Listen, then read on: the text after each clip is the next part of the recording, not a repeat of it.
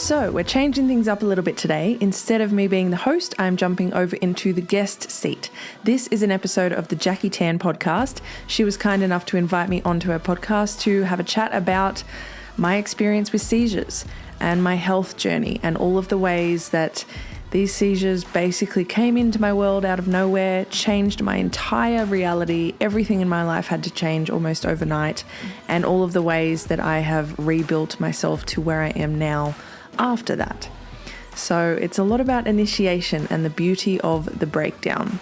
So I hope you enjoy this one, and I hope you enjoy getting to know a little bit more about my story.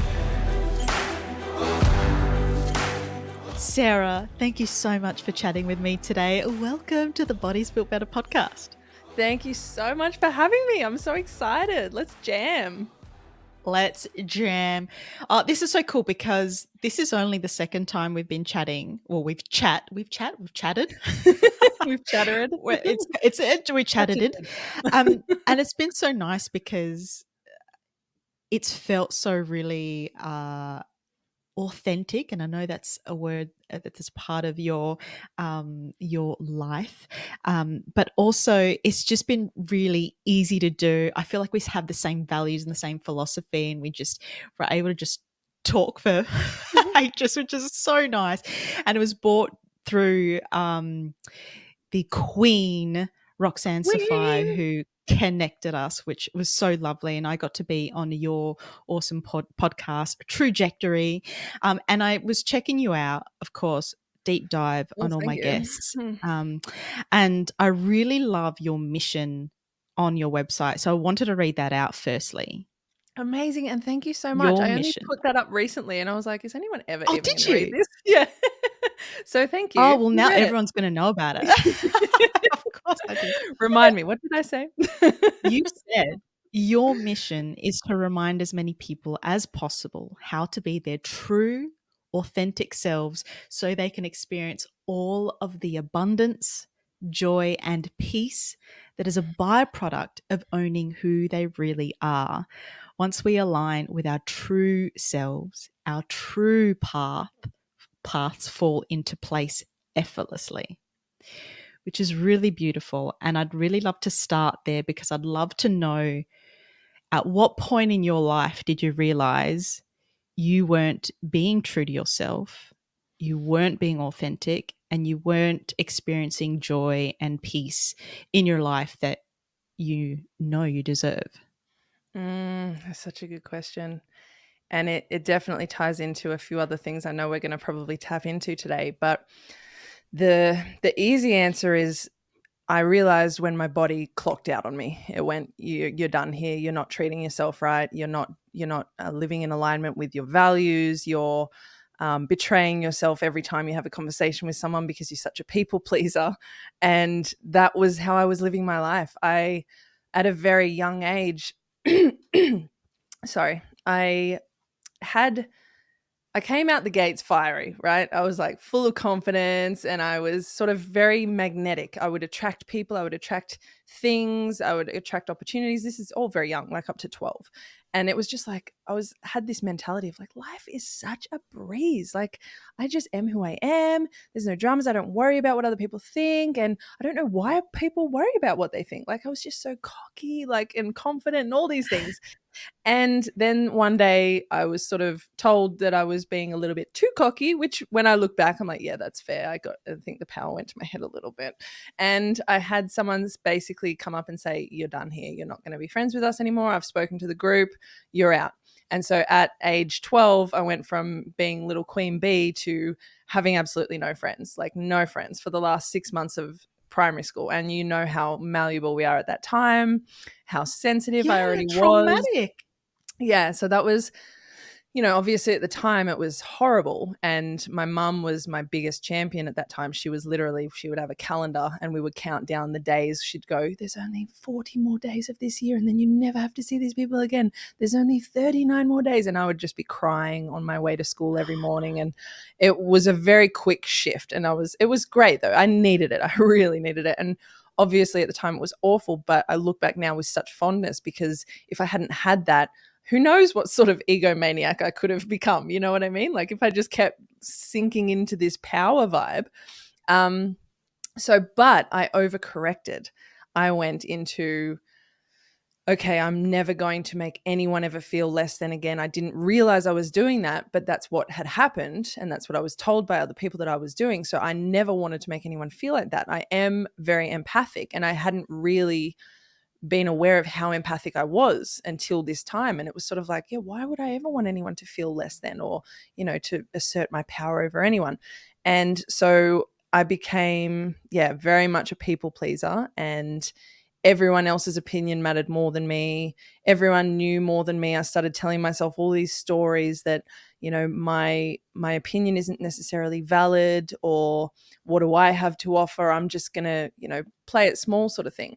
Meanwhile, I've got this fire in me that's kind of like, I want to be creative. I want to dance. I want to sing. I want to act. I want to do all these creative things.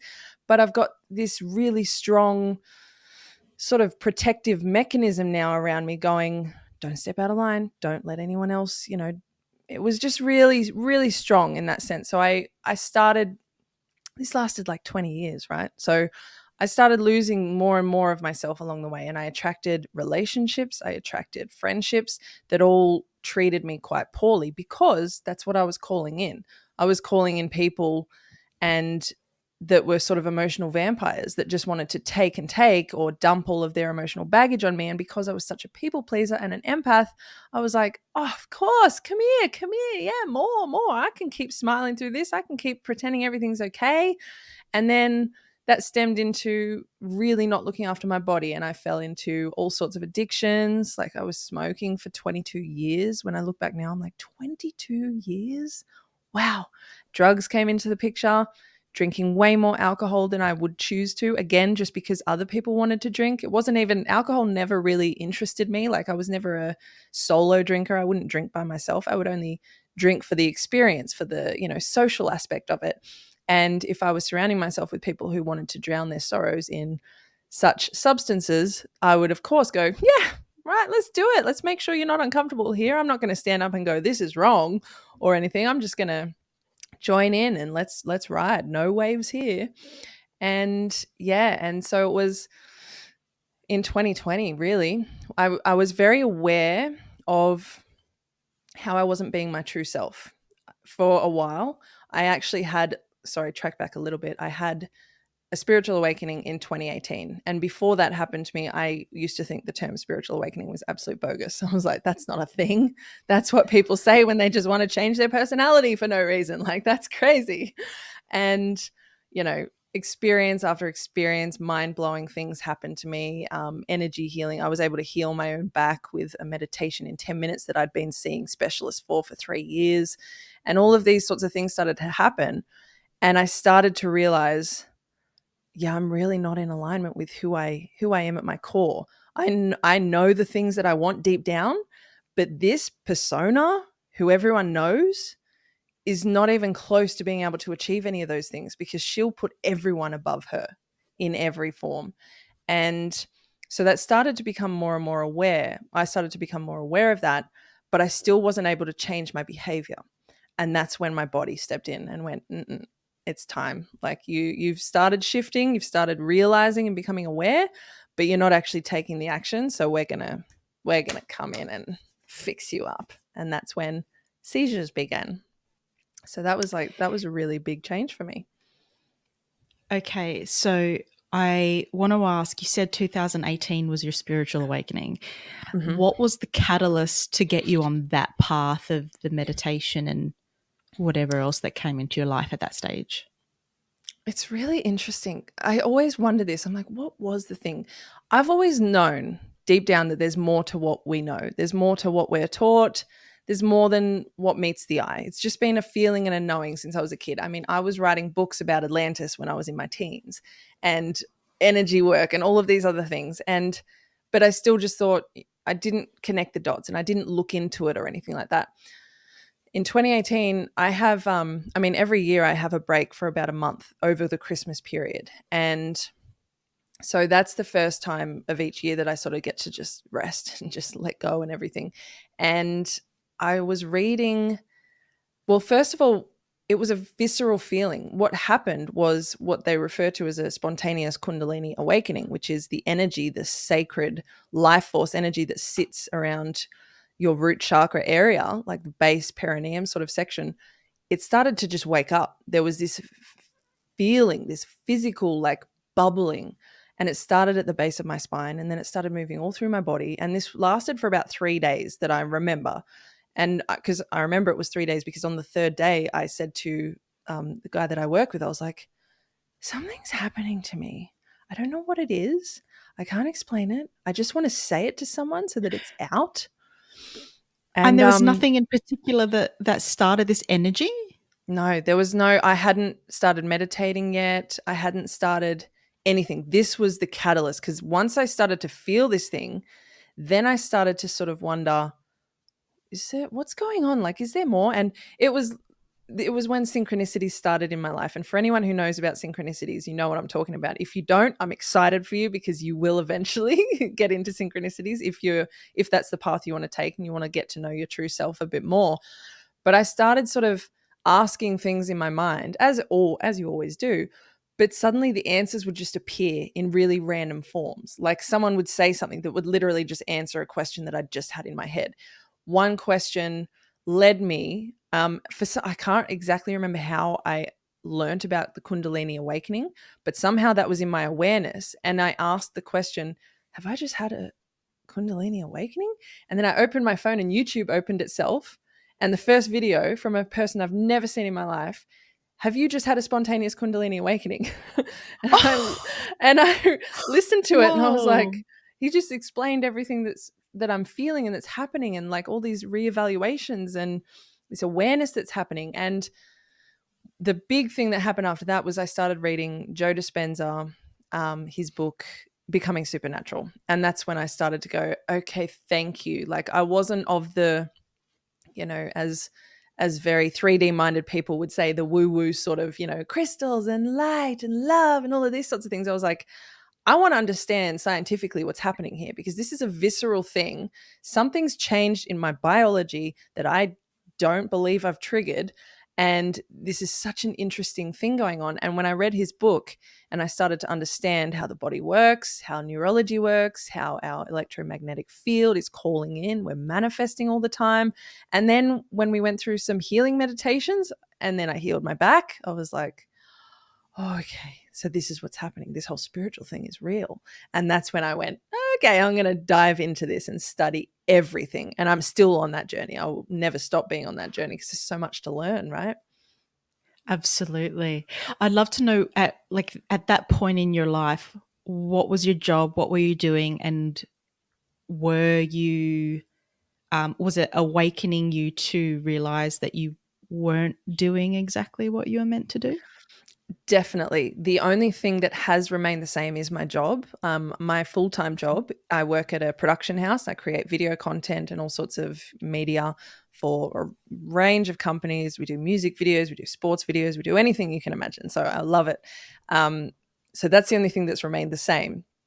Everything else, when I look back, I go, wow, this, like starting with the awakening and then culminating in the seizures and then the fallout after the seizures and all the healing I did after that, it's so clear how this, energy bigger than myself, this intelligence bigger than me stepped in and went, all right, she needs to cull these people. She needs this relationship gone. She needs to look after her eating. She needs to stop smoking. She needs to stop drinking.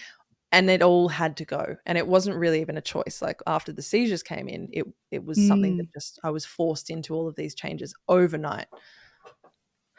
I think that's such an interesting thing to point out, is that obviously you were doing something that you love doing, but you can still experience all the symptoms of burnout. You can still be doing way too Yes. much or not the most healthy things, and it can be affecting you. So, was it like obviously you've spoken about your seizures, which I want to dive deeper into, but I'd love to, before we get to that point, I'd love to know what were the symptoms that you were ignoring.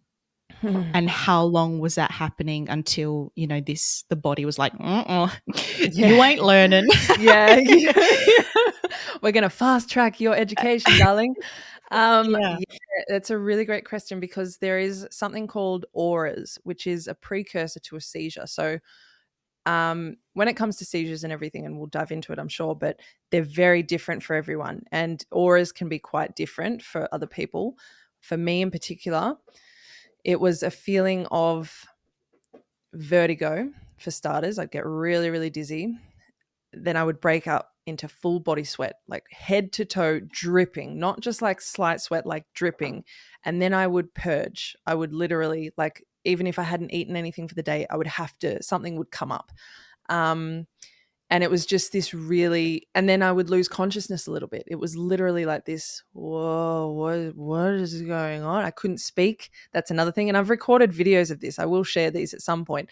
I actually got, which is mind blowing, I caught the moment before I had my very first seizure on camera because I had had so many of these aura situations that I was starting to become really fascinated. And I knew that when they were happening, I was losing consciousness. So I wanted to be able to look back and go, what is happening to me? What am I saying? Because I know I'm trying to speak, but it's not coming out right. And so, yeah, I caught on video the aura that I had before my very first seizure. But these were happening for about 2 years. They started when I had my spiritual awakening. They started ramping up. They started getting more. I went over to South Africa for a month and I had probably about 20 when I was over there.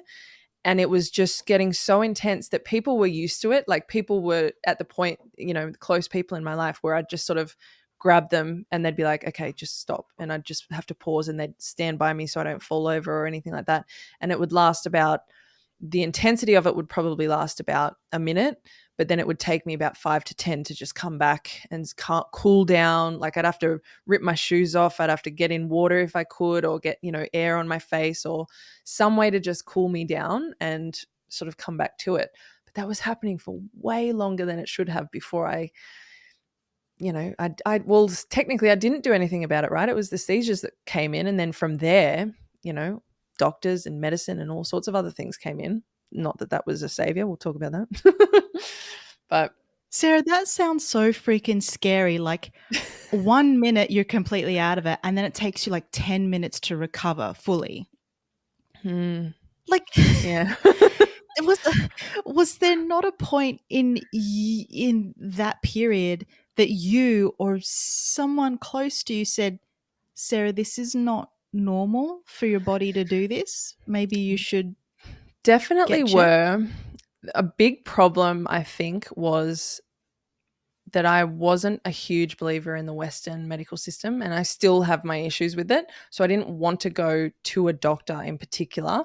Um, I do have some memory issues around this time. My seizures happen in my temporal lobe, so it's all memory related. So there's a big chunk of big chunks of time that are missing.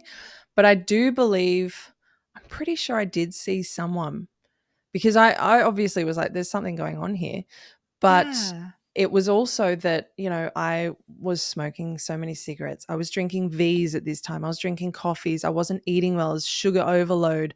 I was drinking alcohol regularly. So I actually kept thinking, this is just, a detox sort of thing. Like my body is literally trying to repel all of these things in some way. It's trying to get it out of my system.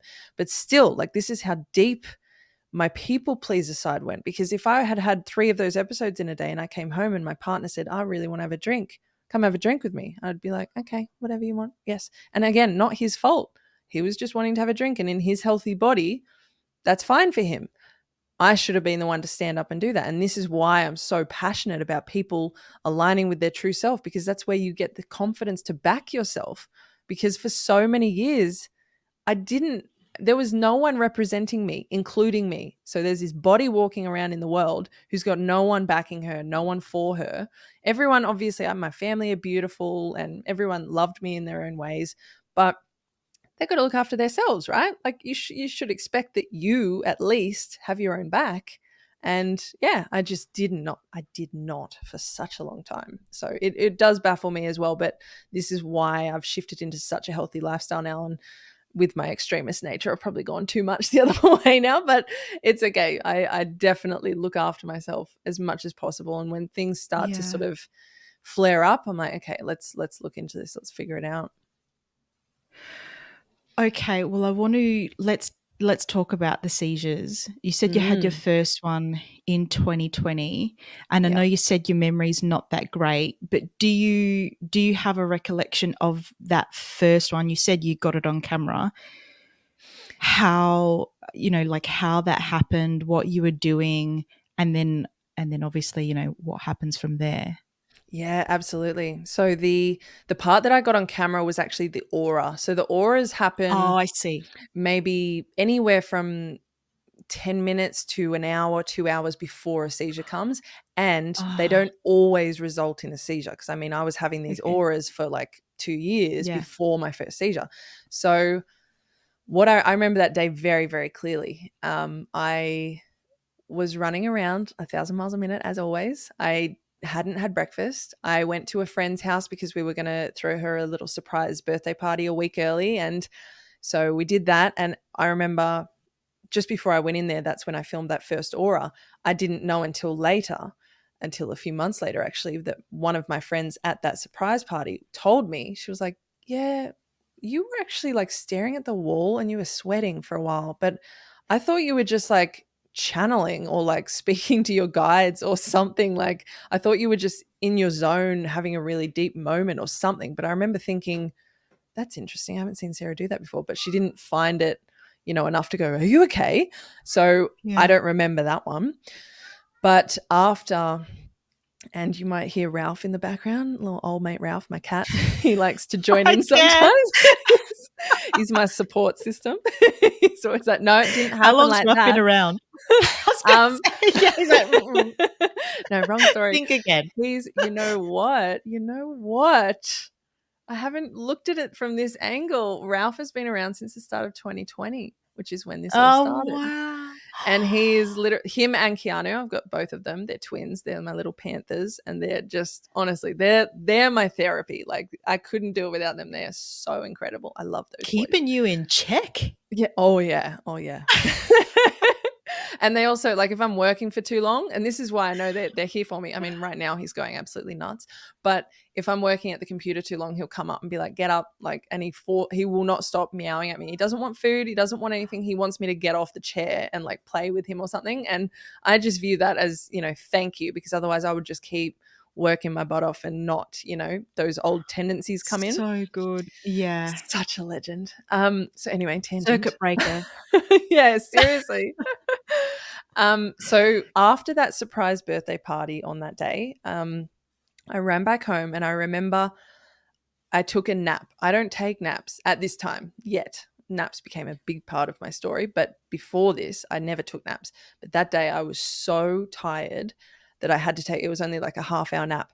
And as soon as I woke up, got changed again and I was off to another party. It was like a lunchtime afternoon thing and it was out in Campbelltown. So this was like a 50-minute drive and I am so grateful every time I think about that drive. I'm like, "Oh my gosh, if this had happened 10 minutes earlier, I would have been in the car and that would have been so, so, so much worse to have a seizure when you're driving."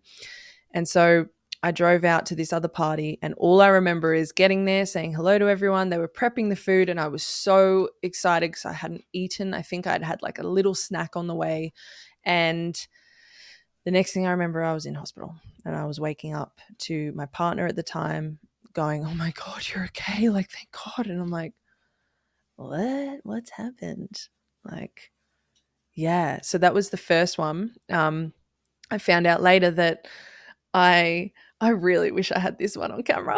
I'm such a documenter. But I freaked one girl out so bad that she thought I was possessed by the devil. Like she actually thought that I was possessed by the devil when I was having this seizure. So again, I'm like, what does that mean? What do I look like? What's happening?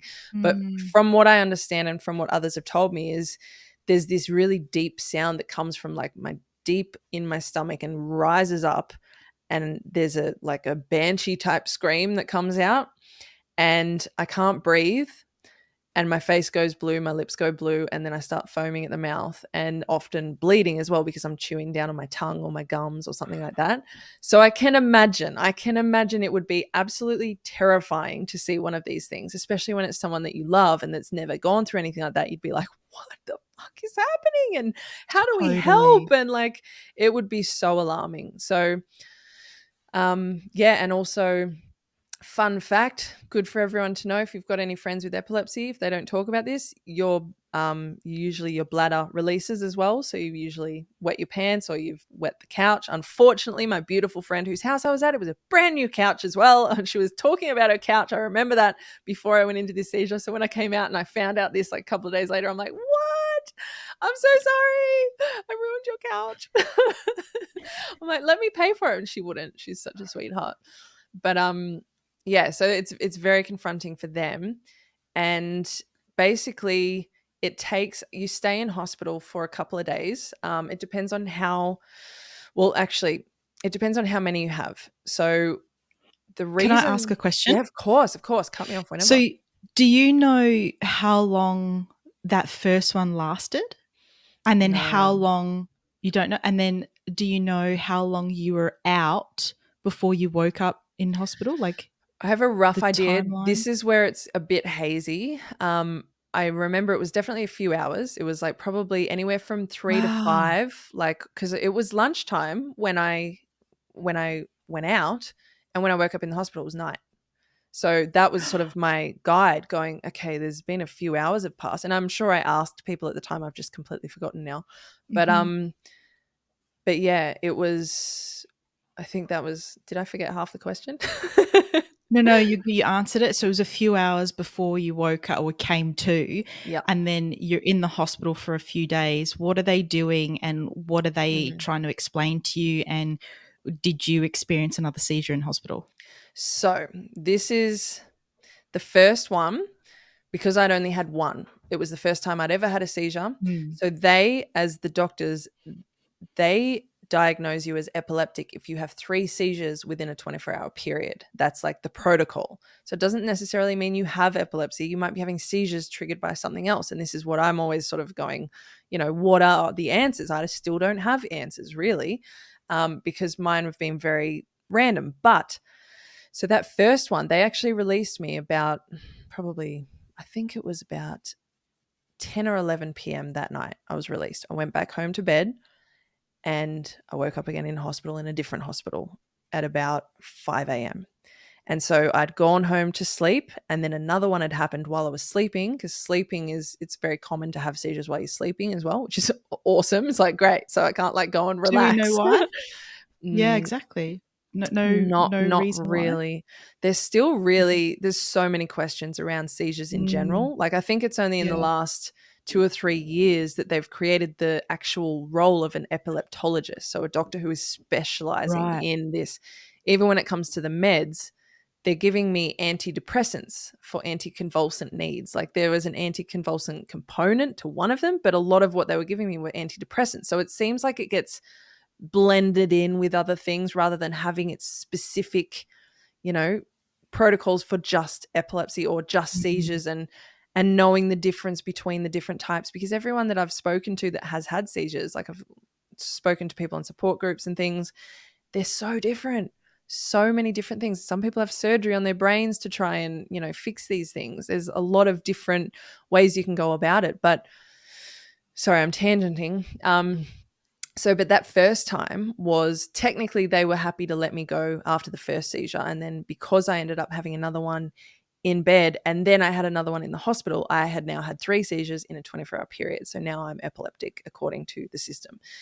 And then they kept me there for 2 nights to make sure that they could monitor me. And that's when they started pumping me with the drugs, which was the absolute worst part of the whole experience.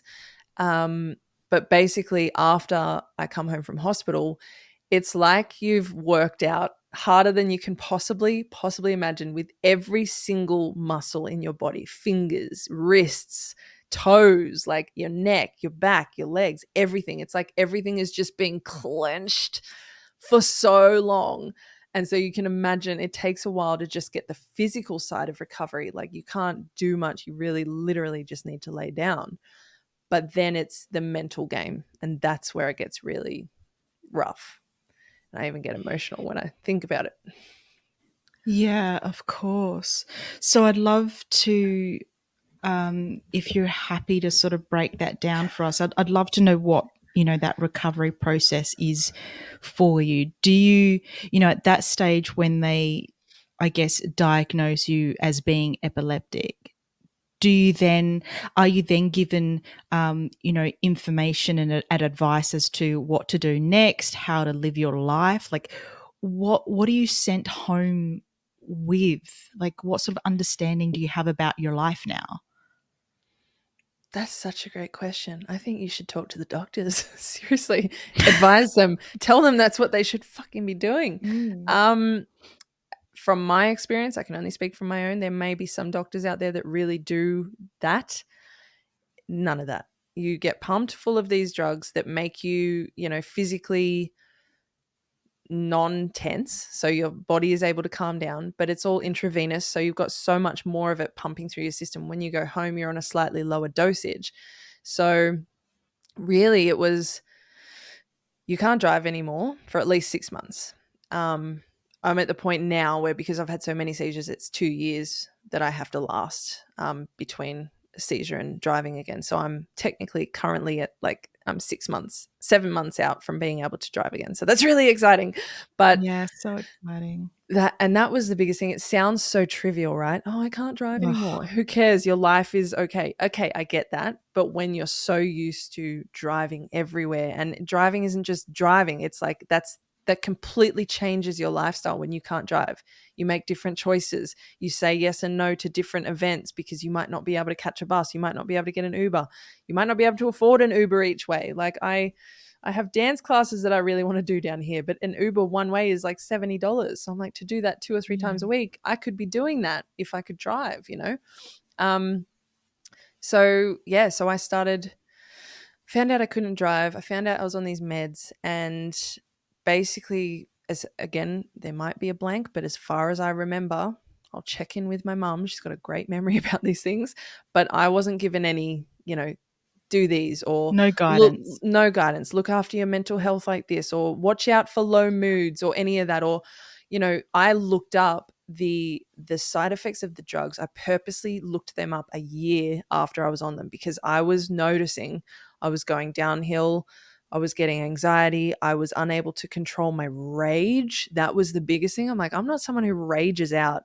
I was raging out. Like, if you came near me and you looked at me the wrong way, I would lose my shit. And I was so uncomfortable going, I have no control over this. And then you tell yourself, Mm. of course you have control. You're just being weak. And then, self-blame and all this like negative stuff is coming in. And then the depression kicks in and all of these things. So anyway, and it was the first time in my life that I really didn't want to be here anymore. I wasn't at the point where I was, deciding how I would end myself, but it was that dark. It was like, I don't want to be here anymore. I don't know how to do this. I just don't want to do it. I don't want to be here. And so after a year, I finally checked the side effects, and it was, yeah, very dark. So when you say you had those thoughts, how is that like, a year later you go, this is not normal, I need to look into this? Or are you having these thoughts and you kind of were sick of it and then look at into, a year later? Like, at what stage, how long were you on the meds that you really started, So I was on realizing them. these thoughts? It took not too long. It took about, the first month was mainly me sort of just getting my head around the fact that things are different. I'm not driving anymore. I've lost my Mm. independence. I can't even work right now. I'm very weak. Like, the weakness and the sleep deprivation, like, not that I was deprived of sleep. I just needed so much sleep, so much. Like, I would wake up late. I'm usually an early bird. I'd wake up at 8 or 9 every morning. I'd be back in bed by 7 or 8, and I would still need a 2 or 3 hour nap in between. Like, so much of my day was now gone, and I resented those naps. And, obviously that was my body saying, you need this rest, but I was so angry about it. So there was just so much anger because it was like all the things that I want to do. And I mean, it's all part of the growth, right? Like when I look back now, I'm like smiling at myself and laughing and going, of course it was frustrating. You were like being pushed into growth, into change, into a completely different way of living, into looking after yourself. And you just weren't used to doing that. And so even giving yourself the time to have a nap was like, damn you, world. Like, why? It's like, let me get back to work. And it's like, look at what's important here, honey. But oh my gosh, I'm going on so many tangents. So I was noticing after the first month, and it set in that this is a reality. I'm not going to get into this too much, but can I just say there were 5 house moves in the period of 14 months in that period. So that was like a lot of distraction and a lot of constant, like that's what was taking a lot of my focus. So yeah, so that was just adding to the stress and everything. But it was after the first month or so I started to go, I don't feel like I'm in control of this. And you might say, well, why didn't you just stop taking the meds? If you stop taking the meds, you have a seizure. So that is like the really awful part of it. They put you on these drugs when you're unconscious and you didn't request them to stop the convulsing. And then if you try to come off them, you're going to have a seizure. It triggers them. So it's really delicate. It's a really interesting, I don't know, how they can do it better. Obviously, I don't have the answers, but I do know I would have appreciated being asked if I wanted to be on those meds, because once I'm on them, I can't get off. It took me just over 2.5 years to come off them. And they completely changed my personality. When you realized they changed your personality, and obviously you're having these dark thoughts, you're then doing the research. From the research, then what do you decide? What do you decide about how you're going to, live from now on, the choices that you're making, how you're going to look after yourself? Like what do you decide from then on? Yeah, well, it was definitely very confronting when I saw those side effects and the symptoms of the side effects, sorry, because it was very clear that that's why I was feeling so awful and why, my mental health had declined so much. For me, it took, and this is why I love working with people with small incremental changes. And as someone who is so impatient her whole life, I didn't even believe that was a thing. I'm like, this whole 1% a day thing, that's rubbish. You got to do like 1,000% a day, and then you'll maybe make a little bit of progress. And I was just really hard on myself always. And I wanted faster, harder, stronger, better, now, now, now. And so that was the side of me that had to calm down. And it was really small incremental changes. So for example, I couldn't drink alcohol. That's a big one when Okay, quite can I big. stop you there? Of I course. want you to keep going with that, but sorry, for that first year, are you still drinking alcohol? Are you still having coffee or V's and all of the not so great foods Yeah. or nutrition? Yeah, Yep. you still are. The coffees, yes. V's, no. V's went out the window around 2018. Okay. Cigarettes, I finished in 2020. I just can't remember exactly when, but that was actually just before the seizures. But one thing that I was having was weed. I was smoking weed. And that was something that I had been doing as a recreational sort of thing to calm me down. It was always, my mind is going 1,000 miles a minute. So when you have this thing that makes you like breathe a little bit in your brain, you think it's a good thing. But I have an extremist, addictive personality. And I had a partner at the time who was very similar. So it ended up becoming not a recreational thing, a daily this every single day.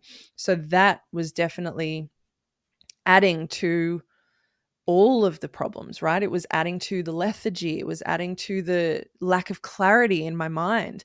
And I kept sort of telling myself, no, it's natural. So it's not the enemy here. And again, if you have it in moderation, fine. People microdose, you can use it for all sorts of healing. But if you're abusing it, it's a very, very different thing. And yeah, so where am I up to? So you're telling us, what were the things that you were doing still like during that first year of medication, and then what you decided to stop Mm. and change after the meds? Oh, well, after that time that you started to research the medication. Yes, beautiful. So, yes, so for that first year, there wasn't a huge amount that I changed because I didn't think I was going to have another one. I thought that was a really rough night, day and night. And, a year later, I'm okay. It was actually 10 months later, and that's when the next one kicked in. But up until that time, so I actually got back on the road for a little bit because the first round, because it was my first time, even though I've had 3 in 24 hours, I was allowed to drive after 6 months because it was a isolated event. It wasn't something that was happening every week. So I got back on the road for about 4 months, and then the next one happened. And that's when, and then another one and another one. And then that changed everything. But it was definitely, I was in denial about how much I needed to change. And so alcohol I had less of, definitely, but not completely cut out at that point. And the things that I started to implement were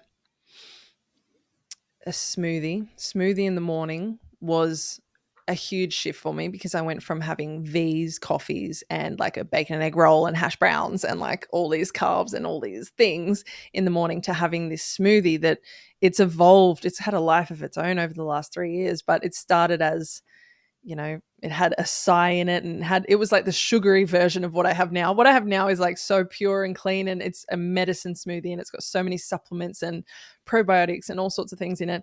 Back then it was, obviously as we grow, we learn, but the first version of it was very, very sweet, very sugary. I think it had banana as well as acai, which already has banana in it, so much sugar, and then coconut water and all these things that are full of sugar that I didn't even know were full of sugar. But the point was, it was something that I was doing every day. It was showing me that I could have consistency and I would honor my body. So even if I had a shoot, like a film shoot early in the morning in the past, I'd love having early morning shoots because my boss and I would go, yeah, sweet, let's go get a coffee and let's get a feed on the way. We'll go a bit early so we can have a big feast. And now I was like, no, no, no. Pick me up just in time to go to the shoot. I'm going to make my smoothie. That's my breakfast. And I'm sticking to this. And that sort of started to stem into all these different areas. Like, I mean, Uber. I used to have Uber all the time, Uber Eats. And it got to the point where I started to cook again. I missed cooking. Like, I just fell into this pattern. I had so many good habits when I was younger. I came out like, yeah, I was really fiery and confident, but I was also a nerd. I was also very like, I want to do this right. I want to have this all sorted. I want everything to be clean, everything to be neat and in order.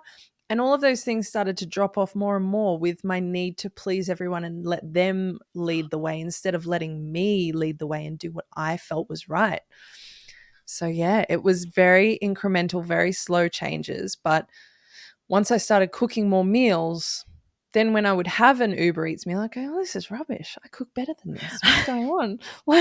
And then so they would start to filter out a little bit. And that's just one example of, the more they would filter out, then the old people that I would always have those bad feeds with, and I'm just using food as an example, that's one part. It could be alcohol as well. They would sort of go, well, I want to do this. And I'd sort of go, well, I don't. And so we'd start to shift. Everything would start to separate a little bit. And I was starting to become an island. It was like no one around me is looking after themselves as much as I am. Who have I attracted in my life? Why have I attracted these people? Wait, what is going on? Who am I? And this is where the spiritual side of it really started to bolster everything. It started to push me into educating myself about, our ancient origins, about our abilities, and then the beauty of it, like I said, with Dr. Joe Dispenza and other people like that, you've got the science and the quantum physics to back it all up, to go, no, this is measurable. This is something. And look, we're going to show you, we're going to do it in a conference. We're going to do it in a seminar. We're going to have someone blind come into the seminar and leave with their vision. And they've done it all themselves with their minds, with their abilities. And I'm like, oh, so when that started to come into the picture as well, there was nothing more interesting or tantalizing in the world to me, and still to this day. Like, my understanding of our spiritual nature, and this is where the true self comes into it so strongly for me, because that's what we are at our core, but we're not taught that when we grow up. And I mean, in my personal, when I was young, we were all atheists. We thought, and I'm not saying that church is the answer either, because that's, again, a bit of a distraction and a distortion from the truth. The truth is, You got to do the work to find your truth, to be honest. But it's you, it's who you truly are at your core. And it's a matter of just following what lights you up, right? And it's like, why do we always stand in our way of the things that light us up? It's because we want to people please. It's because we want everyone to like us. It's because we don't want to be different. We don't want to stand out. We're afraid of greatness. All of these things. And so the more work you do on yourself, the more you start to back yourself and have that confidence and go, no, I can do this and I am worthy of this. I deserve this. And yeah, and it's taken me a long time to get to this point. It's only in the last this whole self-development journey started for me in 2018. But as you can see, it didn't really kick into gear until like the last year, 2 years sort of thing. And it's amplifying every year. It's just getting stronger and stronger. And like a clarity is forming in my head going, oh, that's the distortion that I was carrying that made me do that. Oh, that's why I made that choice that, you would look at and go, that is batshit crazy. Why would you do that to yourself? And I'm like, because I didn't know who I was. I was so out of alignment. I had no like compass or anything. I was just sort of whatever everyone else wants. So I don't like seeing people falling into those patterns now. So if I can help in any way, I'm like, get over here, let's talk. You're fucking Yeah, let's do amazing. this. Yeah. Gosh, there's so much in that. Firstly, going back to what you said about the smoothies, and Mm. you don't know any better at the time, but what you've done is made a really positive and healthy decision for yourself, despite how healthy that is, Yeah. compared to what you're doing now. It is that 1%, and it is the behavior that's changing over time, which is the catalyst for all the other really healthy behaviors that you then adopt into your life. And I think that's such a beautiful way to take on any change that you want in your life. Is like, what is that 1%? What is that first step that you can make, regardless of like whether it is the absolute healthiest you can make it, or whether it is just that gateway into getting to Mm-hmm. that stage where you want to be. And I'd love to know, like, in terms of your journey, you've also mentioned obviously like the mental battle that you've had to endure over this time. So, with that mental aspect of things, how did you manage your mindset? And did you find it got easier when you started to make these positive shifts in your habits? Absolutely. So for a long time, it was just get by, really. It was, yeah, Mm. this day isn't a good one, but tomorrow will be better. Oh, okay, tomorrow wasn't better. The next day will be better, surely. Just hang in there, just hang in there, and that sort of mentality. Um, then it started to get really rough, and I started to feel like I was just in constant battle with myself. It didn't matter what I did, I was constantly beating down on myself. I was being really hard on me. I didn't feel like anyone understood me or anyone could, and that's not their own fault. It was like, if you're not going through this, it would be very hard to understand.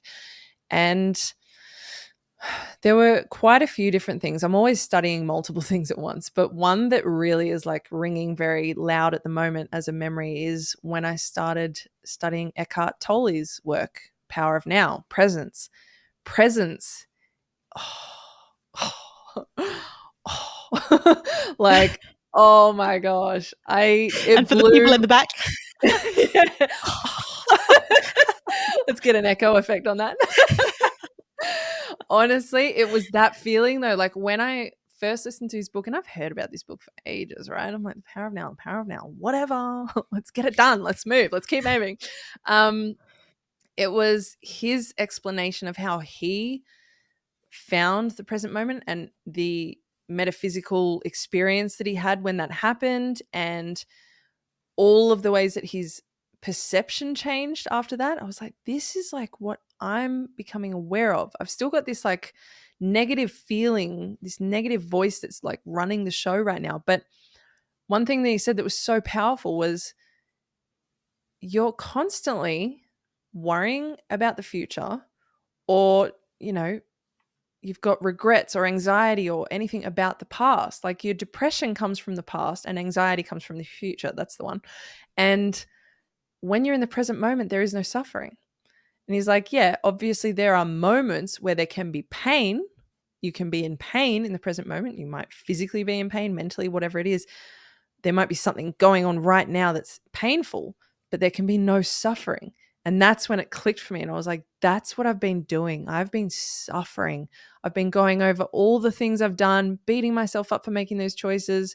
I've been worrying about what my future is going to look like, worrying if I'm going to have the physical strength to have the future that I always wanted, worrying, am I going to have seizures for the rest of my life? Worry, worry, worry.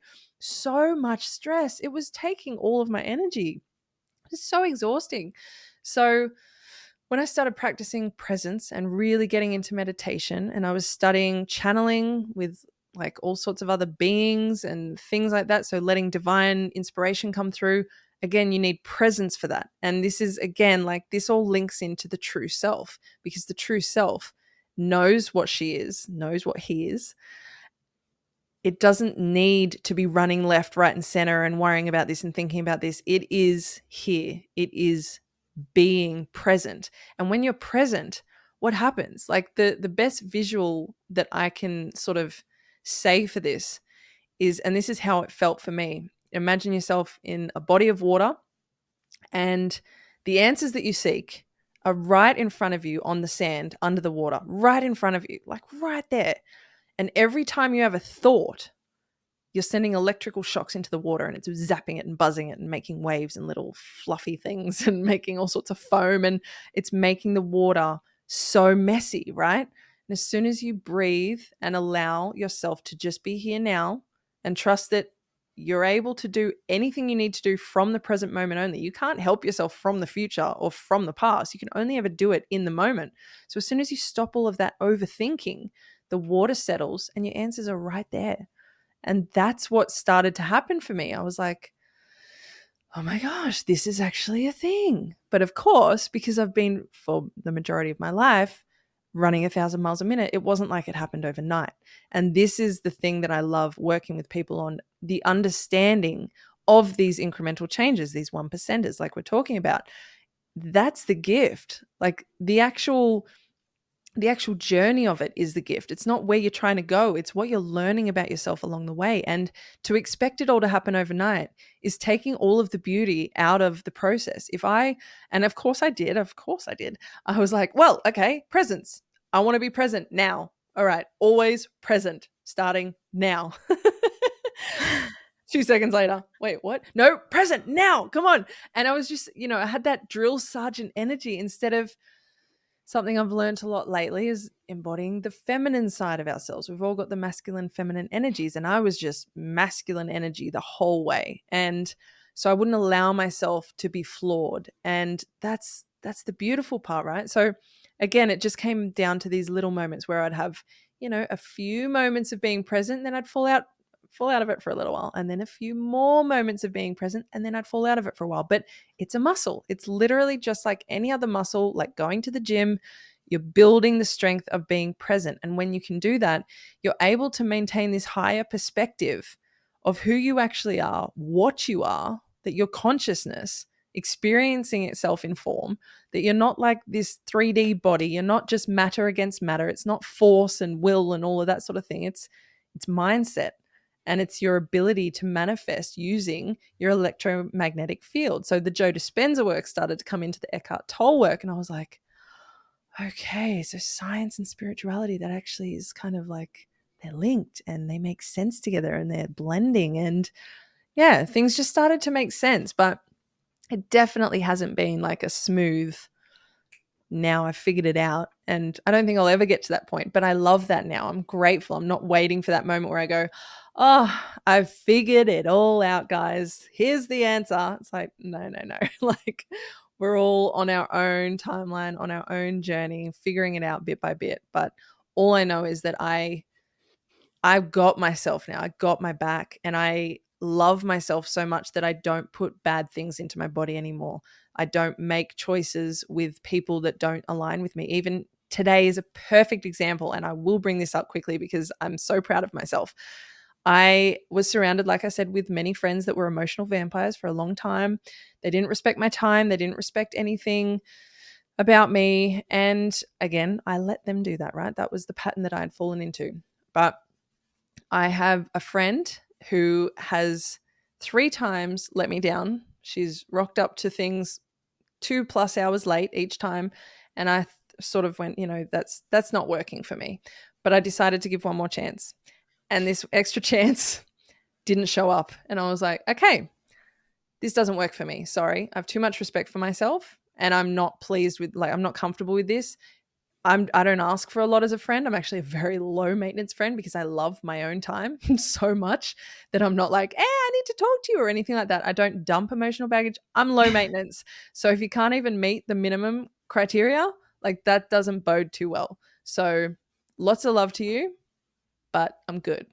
And I'm that, like just that alone is huge for me because the thought of saying anything to anyone in the past where I'm like, oh, they might get offended by this or this might not work for them. It's like, what works for me? Like this is the thing, right? So yeah, Exactly. finally got my back. Congratulations. Thank you. That was very long-winded.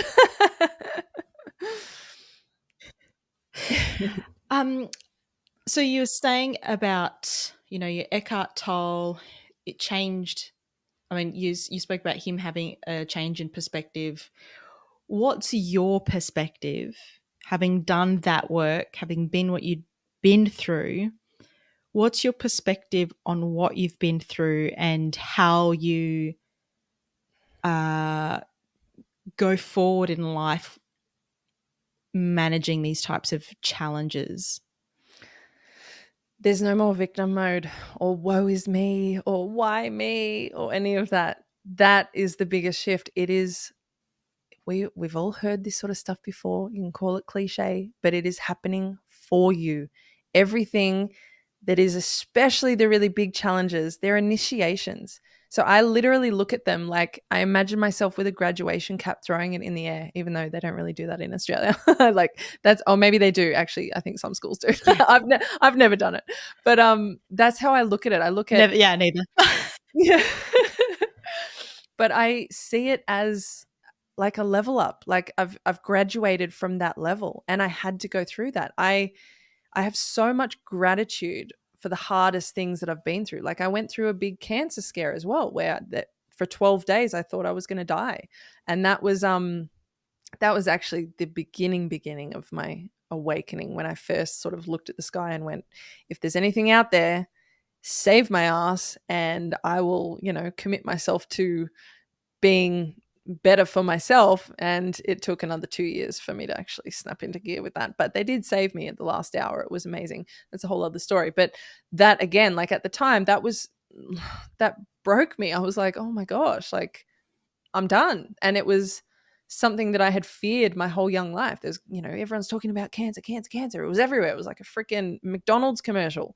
And so I just kept telling myself, yeah, I'm going to get that. I'm going to get that. I'm going to get that. And now with the knowledge that I've gained from the studies that I've done, I understand how much I was literally drawing that into my experience. I created that for myself. But I'm able now to look back at it almost like, as if you've got like a blank desk and you roll out your big blueprint sort of thing. And I'm rolling it out going, yes, like look at these huge, beautiful hurdles, challenges, whatever you want to call it, initiations that I've been through. And I look at them more fondly than even the high moments of my life because they're the ones that changed me the most. The high moments are fantastic and you can learn little things here and there, but usually it's just for enjoyment. The low moments, the really tough ones, they're the beautiful ones. They're the ones where you're like, oh shit, I'm about to level up. And so now being able to hold that, because I've been through enough of these big ones now, I step myself into my future self's shoes and I look at me and I hold space for myself. And I have this being who has overcome it, who's become so much better because of it, whatever it is that I'm going through. And she's always like, not in a nasty way. She's always laughing at me, like in a cute way, like, oh, you're so cute. Like, you got this. It's fine. Like, don't even worry about it. And and just having that energy going, yeah, I will. I'll get through this. And if I'm not going through, oh, sorry, I think it cut out for a second. I've still got you if Um, you've still got me. yeah, I got you now. And the other thing is, if I'm not going through challenges, then I'm so aware now that I'm not evolving. I'm staying in the same space, and I don't want to. I want to continue to grow and expand and be bigger and better versions of myself. But the difference now is I don't push at that. I let go, surrender, and allow that to happen, because that's inevitable for me. It's inevitable for all of us, but it's the resistance to everything and the expectation that it should look a certain way that is standing in the way. So, yeah, it's a lot of that feminine energy again coming in, like saving the day. Just calm down, child. It's all good. Everything's fine. Yeah. Yeah. Yeah. Let go. Yeah. And people said that to me my whole young So, life. And I was like, what? But yeah, my body had to teach me how. yeah, well, I mean, when we ignore the lesson, it's gonna show up somehow, isn't it? Oh, yes. You're not learning. Okay. Here we go. Exactly. So I want to I want to come back to your job for a moment because I, after everything you've been through, it sounds like obviously you have become in tune with yourself. You know your mission now. You've learnt so much. And then your mission is to help people do the same, is like discovering who they really are again. Because I think, like you went through life, a people pleaser, basically ignored everything that you needed in life from yourself and from others. But I also think like we can kind of numb ourselves to our own feelings, our own thoughts. And I think it can be really difficult for those to even understand what it is that they need, or to even know who they really are. And through your work, you've said before, I think it's through a few of your Instagram posts, is, you're looking through a lens through people, not through people. You're looking through a lens at people, and obviously you're learning so much from that. I would love to know what has changed about your understanding of people, of human behavior, and their truths, or the Mm. truth? Yeah, that's a beautiful question. Thank you for tapping into that. I think it's such a gift to be able to work with cameras, like genuinely. And I mean, the world has sort of shifted the last few years where cameras are paramount, whether it's on your phone or whatever. Everyone's either on camera or behind a camera or filming a family Yeah. member, or you got to know your shit about cameras now, people. And I also think that it's a gift to be able to work with the camera, but also have empathy and compassion. And I think a lot of camera crews struggle with that. And this is why my business partner and I have been so successful, because we're like therapists. And you need to be a therapist when you're working with someone who's never been on a camera before. We could be working with a CEO who could Mhm. own a room, who could stand in front of 500 people and speak his piece or her piece, and with complete confidence. You put a camera on them and they know that they are losing control. They have to let go of this element of control, because they don't know who's going to watch this. They don't know how it's going to come across. They don't know how many times people could replay it. Someone could pause it on a moment and they might look strange or something. And it's incredible to watch people become their fragile, vulnerable selves in front of a camera. And I just think I've been really, really blessed to do that. But it's just shown me that we're all the same. Like we really, really are. And again, it's something that we hear a lot, but we are the same. You can put on as many masks and facades as you want, but when you get to see someone through a lens, it's the real them coming through, and they're trying to fight that. And that's the problem. They're sort of like, I don't want you to see my real side, so I'm putting up this mask, so I'm going to say this, no, I said it wrong, no. And their vulnerability comes out, no, and they're trying to control it again. And it's just really fascinating to watch. And you get a lot of people that get really frustrated, or they just get nervous. And yeah, I just think, I mean, something moving forward would be, I would love to see more camera people with that ability to talk people through it better, because I know we've had some jobs in the past where we haven't been able to do it ourselves, and we've had to send other camera crews to, fill our spots or whatever. And we get that feedback from the clients going, I wasn't very happy with my performance because I wasn't very comfortable. Like, you need to be able to make people so comfortable. One of our biggest jobs is being clowns, like, genuinely. And my mate who I work with does it better than anyone. Just make people laugh. Like, that's when you get them to loosen up. You see their muscles relax. You see them go, yes, okay, this isn't like as huge as I'm building it up in my mind. It's okay. And the other thing I love to remind them of is, when I film you, I edit you. So I got you. I'm going to protect you. I will make sure you don't look stupid. If you say something weird, we'll go over it now. We'll make sure you're happy with it. And then in the edit, you've got me with you. I'm not shipping it off to someone who doesn't know how you like to be represented and who's going to just make you look, in a certain light. I got you. And that always, always calms people down. And so that's what I've been doing for the last 12 years. But I am now, and I still love that job, and I'll still continue to do that in some capacity moving forward. But I'm also now working more one-on-one with people, because I really like that that was step one for me. I worked in a job when I was, from 12, I've been working basically from 12 to 24. I was working jobs that I really hated. From 17 to 24 in particular, really, really hated. It was office work. It was like being a PA, like personal assistant, executive assistant, whatever. And I just had no passion for it. And my life force energy literally started to just drain. I was like, what am I doing here? What's the point? This surely can't be what life is about. And I took the leap and went to film school. So, went from a really good salary at a young age to pretty much nothing, and then working as a waitress on the side to support myself through school. And then I started working at this production house. So that was step one of, there is such a thing as finding a job you like, but now I want to step into the job I love, that is literally like my soul's work here in this time. And the camera work has helped me so much to understand people, to see all of the different versions of how we can portray ourselves, and how we can, try to act certain ways. But the truth always, always comes through. They can't hide it. And that's what they don't like.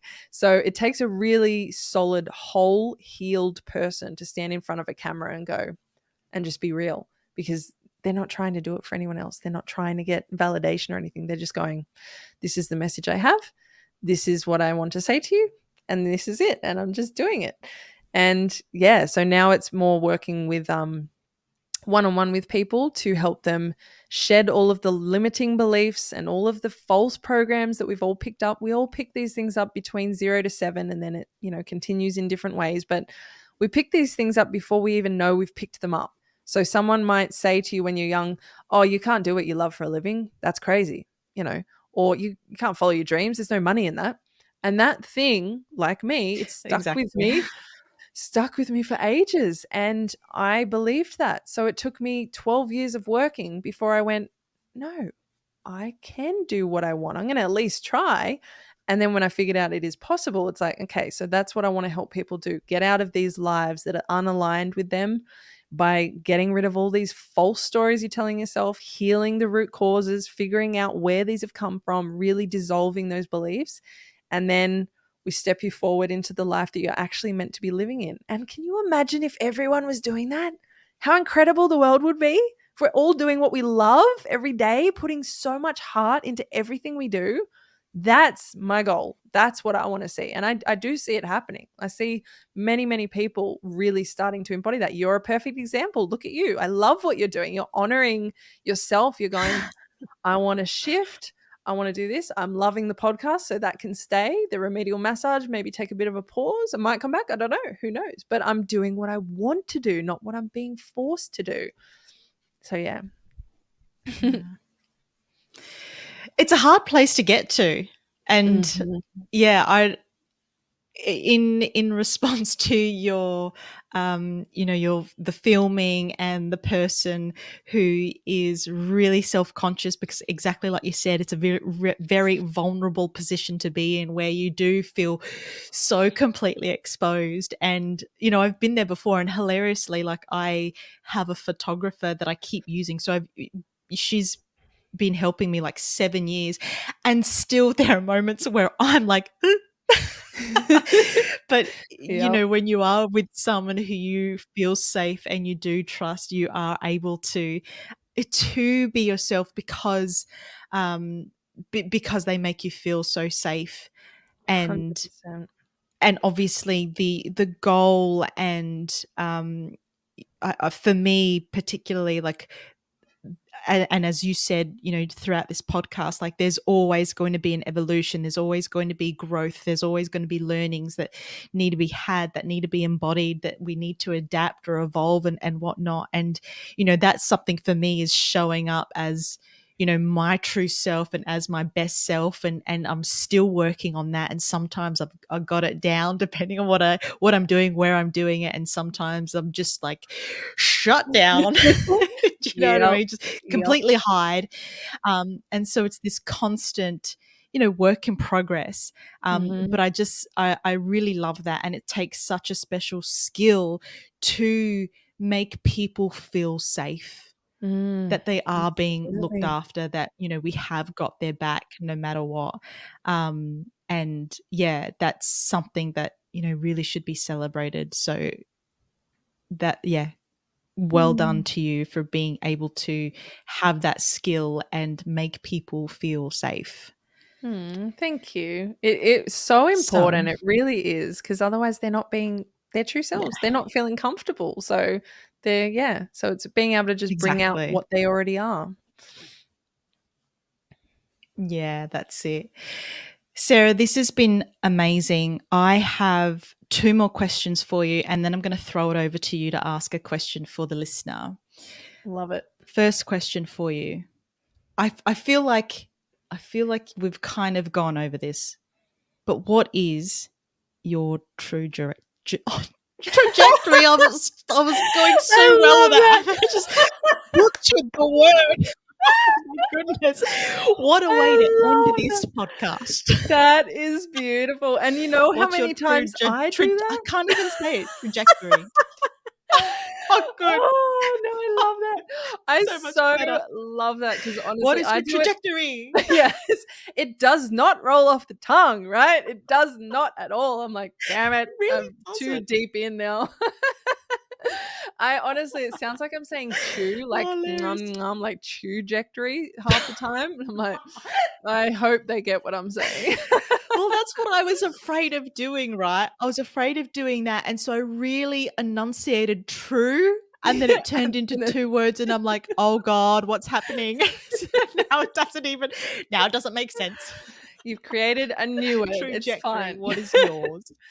Mine, I believe, and it will continue to evolve as we say, everything continues to change. But the one thing I've always wanted to do is to help people see how amazing they are. That really is it. It sounds corny as hell, and I kind of love that about it, to be honest. I just want to show people that they don't have to rely on that external validation. They've got literally everything they need within themselves. And truth and freedom and passion is a little side one, but mainly truth and freedom are my two core values. I want everyone to be true with themselves, to speak their truth, to live in true alignment with who they are, and to experience freedom that offers, because that's all you feel after it. When you step into who you really are, suddenly it's like, oh my gosh, life is not such a struggle. I was doing that to myself. Oh my gosh. And so the more I can share and spread that message, that is my trajectory, my true path. And that's also why I had to be initiated in so many ways over so many years, doing so many awful things to myself and not respecting myself, to be able to tap into that mindset for people and go, no, no, no, I've been there and I feel you. And this isn't a joke. Like, this is something that you can keep going down this path, and wait till your body kicks in and goes, no, no, no. And you don't want to do that if you can avoid it. or you can start doing the work. And, you know, the little incremental changes, that's what I do. It's what I help people with. Amazing. You're sensational. One last question for you. You're so sweet. For anyone dealing with their own challenge, what are some ways that they could either reframe their current experience so that they can move a bit lighter, so that they can move with ease or a little bit more joy and peace with themselves throughout this moment? Yeah, it's a great one. And I might sort of repeat myself a little bit here, but really genuinely finding the present moment, like find it, because you won't be able to hold on to it for long, but just finding it, sitting in it for a moment and feeling your entire nervous system have a breath, you'll go, what was that? Was that a drug? Did I just take something? Can I live like that always? Is that possible for me? So it's like getting a little glimpse into this whole other reality that you could be living by just slowing the monkey mind. No past, no future. You're literally just here. So that means mindfulness is a great tool to do this. You could be doing the dishes. You could be, one of my favorite ones is, you know, when I'm playing with Ralph and Keanu, when I'm petting them like my cats, I make sure that those moments I am 100% present. I'm not worrying about emails. I'm not worrying about what I'm going to say to this client. I'm not worried about anything. I am watching the sun beaming off their fur and creating like these glittery looks in it. I'm looking at their eyes and how they've got like these little snake lines in their eyes. And I'm looking at their little lungs, like breathing in and out. And I'm so 100% present. And it's such a gift to be able to give yourself that, because you don't know how infrequently you're present until you find presence. And then you go, oh my gosh. And that's when you get some insight. That's when divine inspiration comes in. So gift yourself that. Please try it. Do it while you're doing the dishes. Do it while you're going to the toilet if you want. I don't care. Be really aware of what you are doing and just focus on that. Nothing else.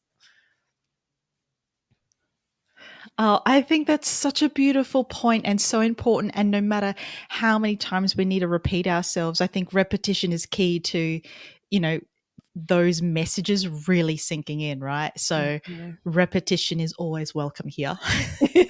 Awesome. The last question, I'm going to throw it over to you. What is one question you want this listener to ask themselves right now?